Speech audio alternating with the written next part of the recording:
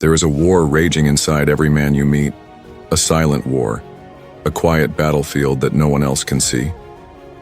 He walks past you in the grocery store, he smiles at work, he laughs with friends. But behind his eyes is a storm he never speaks of, because no one asked. And even if they did, he wouldn't know how to explain it. Because this war has no clear enemy, no sirens, no uniforms, just the endless pressure to be more, to be strong, to be stoic, to carry everything on his shoulders and still stand tall like none of it's crushing him. From the time he was a boy, he was told to be tough. Don't cry, don't complain, get up, walk it off, be a man. And so he grew, not just in height, but in silence. He learned to hold his pain in his chest like a buried secret, hoping it would dissolve with time. But pain doesn't dissolve. It compounds. It grows roots in the dark. And eventually, it begins to whisper in the quiet hours of the night. You're not enough. You're failing. You're alone. And the tragedy is, most men believe it. No one talks about the weight a man carries when he's expected to provide, but can barely make rent. No one sees the silent guilt of a father who missed another school play because he was chasing a paycheck. No one acknowledges the crushing loneliness of a man who gave his all to love her, only to be told he wasn't. Enough!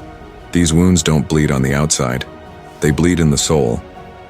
And yet men are told to keep going, to stay composed, to pretend it doesn't hurt. And in doing so, they go to war with themselves. They fight self-doubt, insecurity, regret, shame, anger, the fear that they'll never be good enough. And they fight it alone, in rooms where no one sees them, in jobs where no one thanks them, in relationships where no one understands them. That's the war. Not against the world, but against the voice inside that tells them they are losing. But here's the truth. It is possible to win that war. And not with noise, not with explosions, but in silence, in stillness.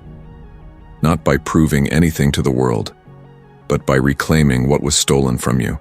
Your worth, your confidence, your peace. You don't need to yell to be powerful. You don't need to fight out loud to win.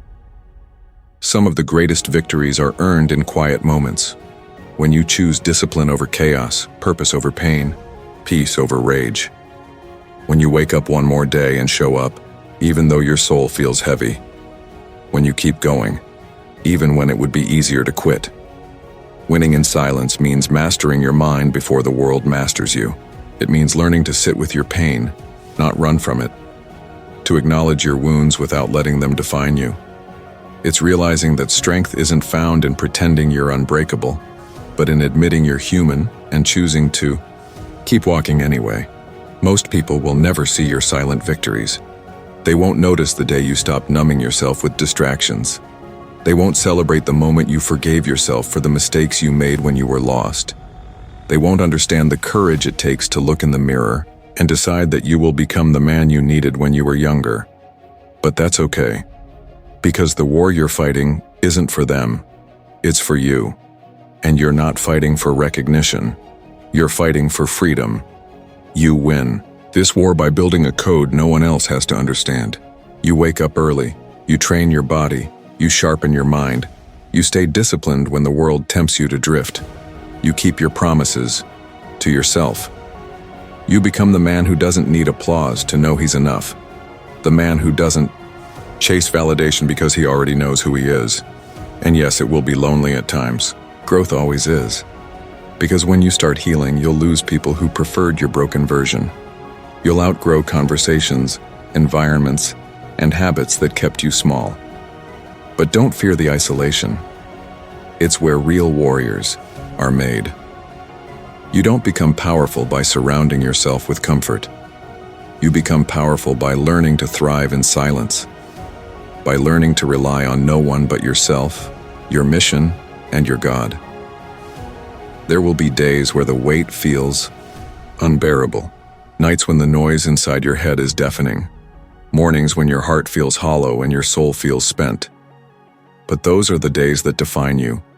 Those are the days that sharpen you, that carve out the fire in your spirit, that teach you what you're really made of. You are not weak for feeling pain. You are not broken because you struggle. You are not a failure because you don't have it all figured out. You are a man in the middle of a war, and every time you choose to stand to breathe, to try again, that's a victory. So stop waiting for the world to understand your fight. Most won't. Stop hoping someone else will rescue you. No one's coming.